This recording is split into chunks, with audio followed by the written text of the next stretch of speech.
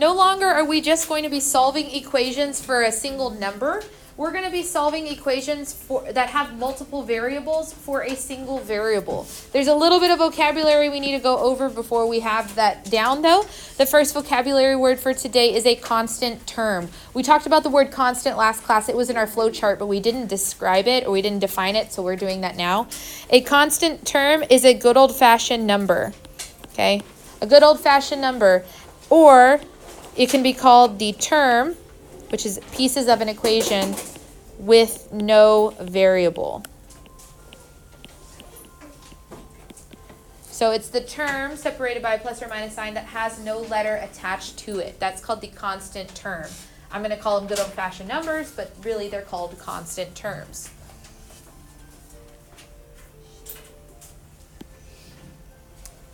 Outside of math class, when you see the word equivalent, what words come to your mind? The same.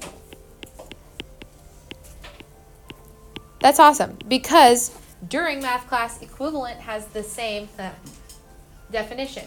But what we're going to talk about is when we're writing equivalent equations, we're talking about the same yet written in a different form.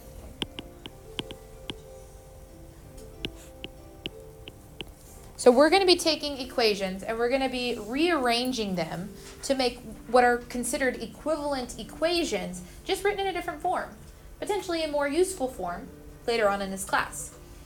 These steps will work if you solve for any particular variable. So if you're given an equation and it says solve for z, and you've got k's and z's, these steps will work, but we're going to be mostly dealing with x's and y's, leading ourselves into coordinate grids and stuff like that. So we're going to stick with x's and y's today. The steps to solve an equation for y are the following. 1, draw the line. Check. That sounds normal. We do that a lot.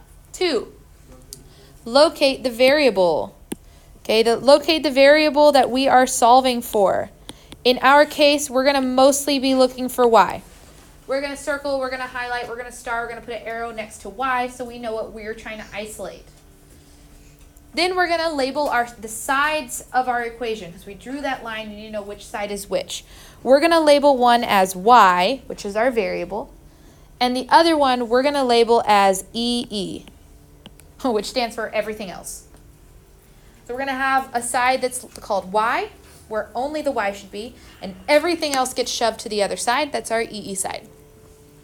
To make that happen, all we are going to do is add or subtract using inverse operations. Oh, it's all coming back. To move terms to their correct side. So we have all the pieces on the correct side. And then at the very end, we are going to divide or multiply using inverse operations again by that coefficient. 98.9% of the time, it will be a divide on your last step, but we'll have one example today where we're going to multiply, but most of the time you're going to be dividing. So the steps, again, are very similar to the things we've been doing when we solved equations that had one type of letter, but now we have two types of letters. So we're no longer solving for a single solution number, we're just rewriting the equation into a different form. The first two examples are called training wheels examples because half of it's done for you. In fact, most of the first one's done for you. We're going to follow the steps from up above using the training wheels examples. The first step is to draw our line. Check, they did that for us. Right, the line has gone through all of the equal sign, we keep it lined up. Then it says to identify your variable. I'm going to circle my variable. That's the variable we're solving for. We're solving for y. You can put a little arrow next to it. If you have a highlighter, you can highlight the letter you're solving for. But we know that that y needs to end up by itself by the time we finish. We label our sides as y and everything else. Our goal is to make the side that says y only have a y on it, and anything and everything else goes to the other. Using inverse operations, that 3x has got to move to the other side. Would I add it or would I subtract it? Subtract it. If you don't see anything written in front of it, there's no indicator that it's negative, you assume it's positive. Now, major super duper important question right here. Can I combine 12 and negative 3x? No. No, these are not like terms, so I can't combine them together. So instead, I just write them down here next to each other. It doesn't matter the order that you write them in. You could do 12 minus 3x, kind of the way you wrote it up here. But out of habit, I'm going to be putting the x's first. I suggest we pick up that habit as well because it makes our life easier next 6 weeks. It's going to start looking like y equals mx plus b format, and that's what we're going to end up wanting. So we've moved to 3x using inverse operations. We have one step remaining to be finished, and it was to divide by the coefficient. But since there are 2 terms on this side now, how many times do you think we're going to be actually dividing on this side? Twice. So we're going to divide by the coefficient once on that side and twice on the right side. We have 2 pieces. They're separated by either a plus or a minus sign. And you're going to do separate division problems for both of them. 4 over 4, or negative 4 over negative 4 is going to cancel out, and we'd be left with y, which was the variable we're solving for anyways. Then we reduce, and when you're reducing today, I want you to leave them as fractions. As many fractions as you can give me is fine. If it comes out to a whole number, that's even better, but don't give me a decimal answer, give me a fraction. So in our brain or in our calculator, we'd do negative 3 divided by negative 4, and your brain or your calculator would say, oh, that's 3/4. Voila. 3/4 has an x next to it, 3/4 x. Then we do in our brain or our calculator 12 divided by negative 4, which is negative 3. So guys, right here, this is what I'm looking for.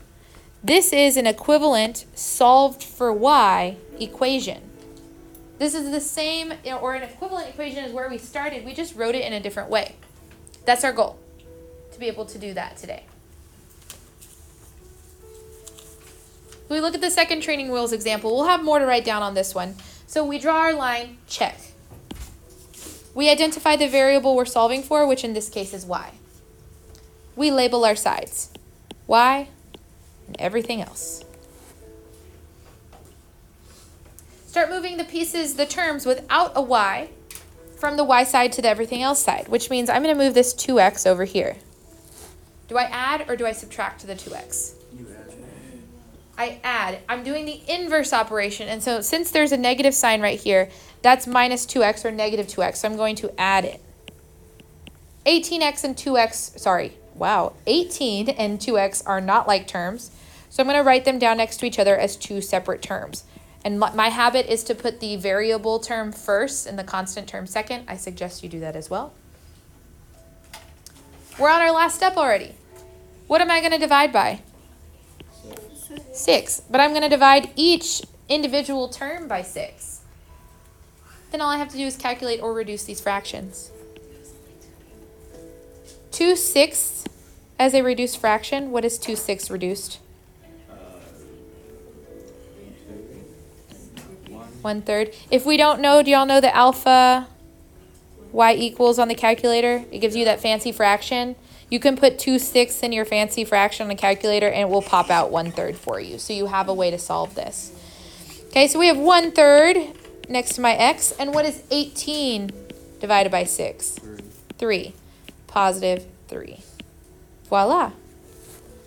We have an equation that has now been solved for y. It is equivalent to what we started with, just written in a different form.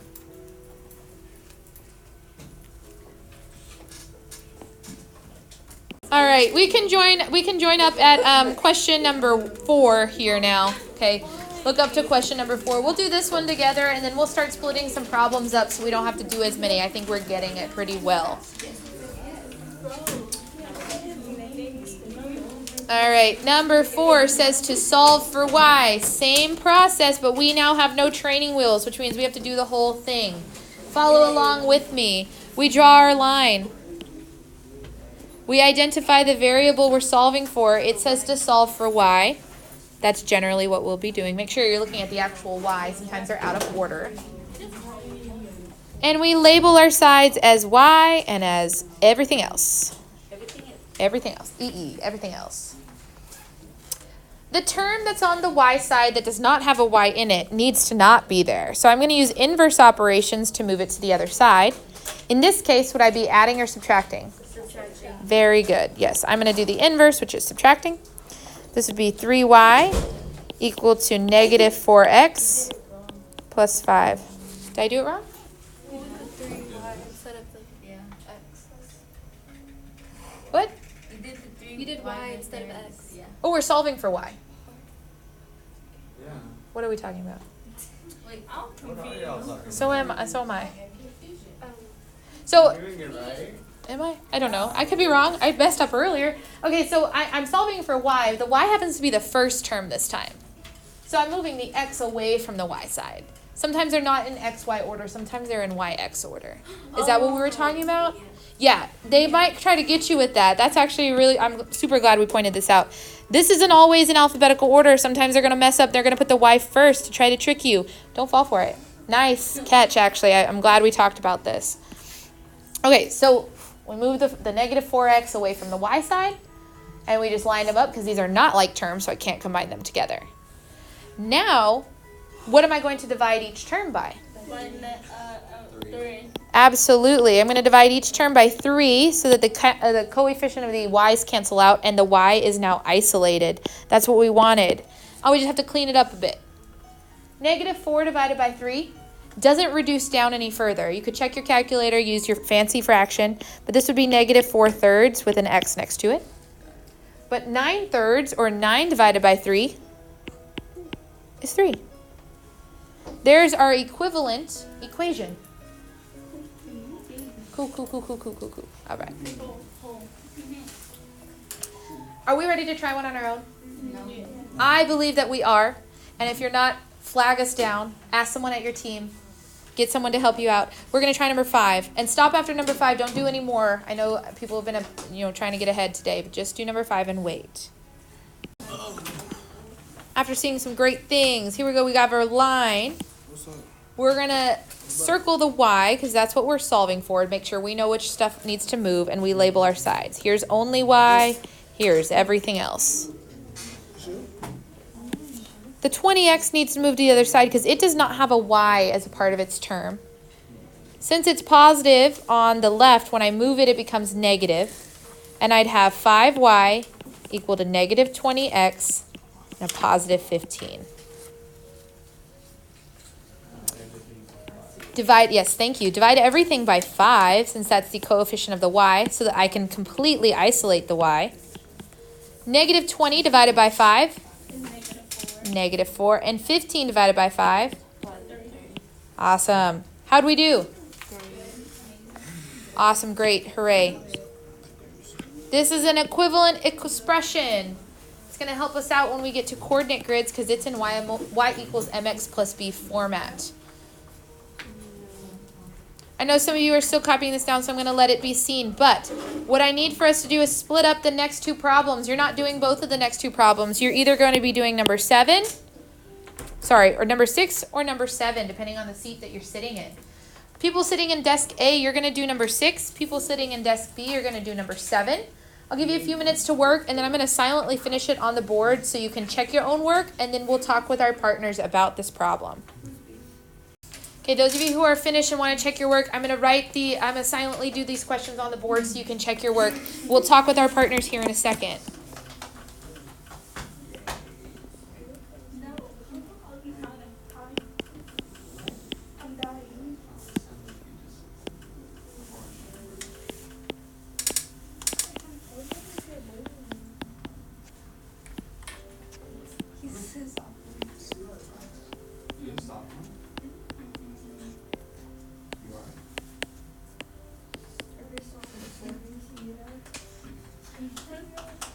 There's the first one. If you want to check your work.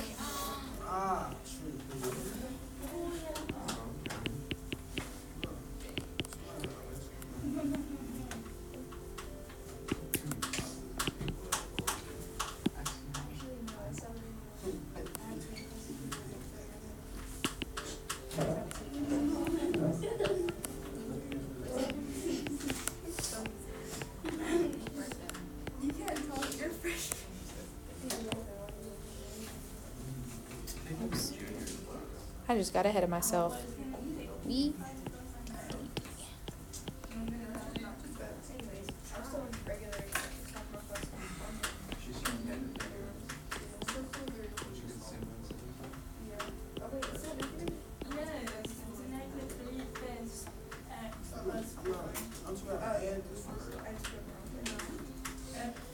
So So check your problem really quickly. Look for any mistakes or that I could have made or that you made just real quick on your problem, and we're going to digest this information with our partner here in a second. All right, this last question that's here on this page, ooh, I just drew all over the page. I thought I was moving it, is actually an example of what a multiple choice question might look like for this type of question. It might use the phrasing, which of the following is equivalent to 3x minus 4y equal to 6? Now, we see the word equivalent, and we know that that means the same because we defined it earlier, just written in a different form. And what do you notice about each of these answer choices? They're all got fractions, you're right, and they all start with y equals. So there's only one of these that is going to be correctly solved for y from our original equation. Good thing we know how to do that, how to solve for y. Let's do it together. First step, draw the line. And not with a highlighter. Draw it with a marker. Second step is figure out what we're solving for. Well, we know all of the y's have been isolated, so we're going to solve for y,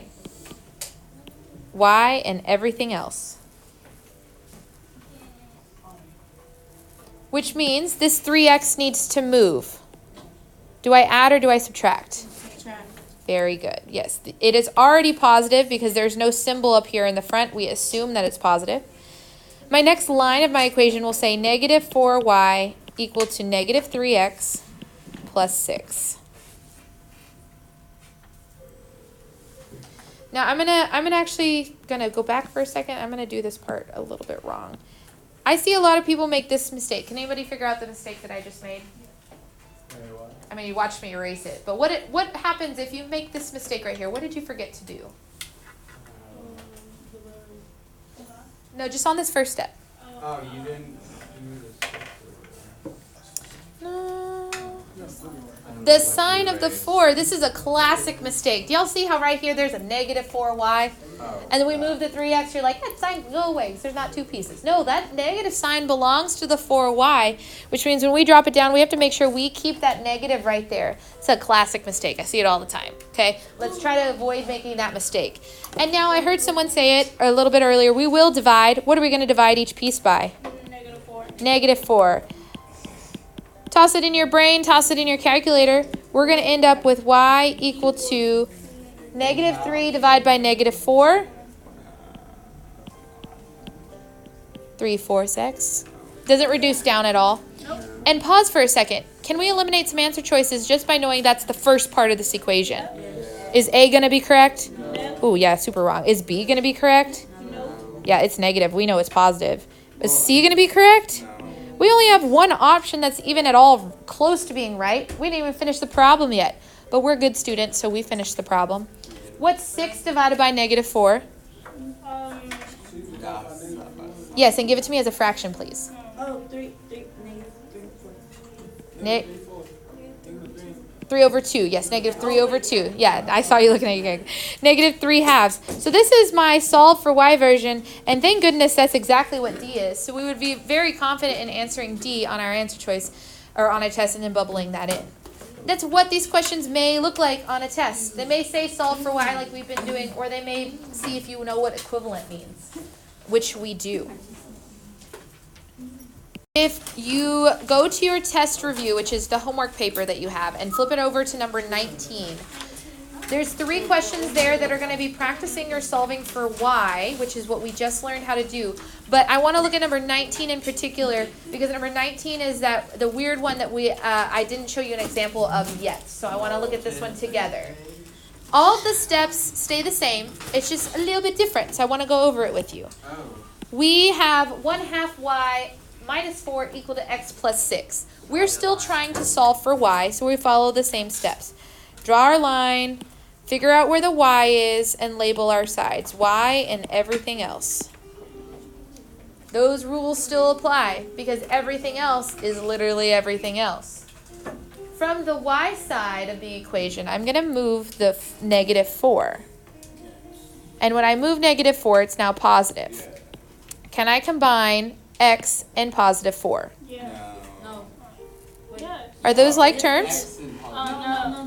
But what about 6 and 4? Yes. Yeah, those are the ones I can combine together. Those are constants, good old-fashioned numbers. So really, my equation now reads as 1/2 y equal to x plus 10. Agreed? Yeah. Now, up until this point, every last step we've done has been 3 division. So a divide underneath the y and then 2 divides on the everything else side. But aren't we already dividing? Yes. This is the example when we're going to be multiplying. So if you're dividing y by 2, y divided by 2 is the same thing as taking half of y, 1/2 y. We're going to multiply to get rid of that. But just like I needed to divide each piece, when I choose to multiply as my inverse operation, I have to multiply each piece. Not just one time, not just one piece. All of the pieces have to be multiplied. Same idea. Since the divide went to everybody, the multiply goes to everybody. And then the steps are super easy. The coefficients cancel out, and I've isolated my y. 2 times x is 2x, and 10 times 2 is 20. There we go. There's our solved for y version of that really complicated looking question, and it's not really that bad at all. So if you're dividing your y, if you have a fraction for your y, you take that number in the denominator and you multiply every single piece by it, gets rid of your denominator. That's your inverse operation. So look, you got a freebie on your homework. Number 19. You're welcome.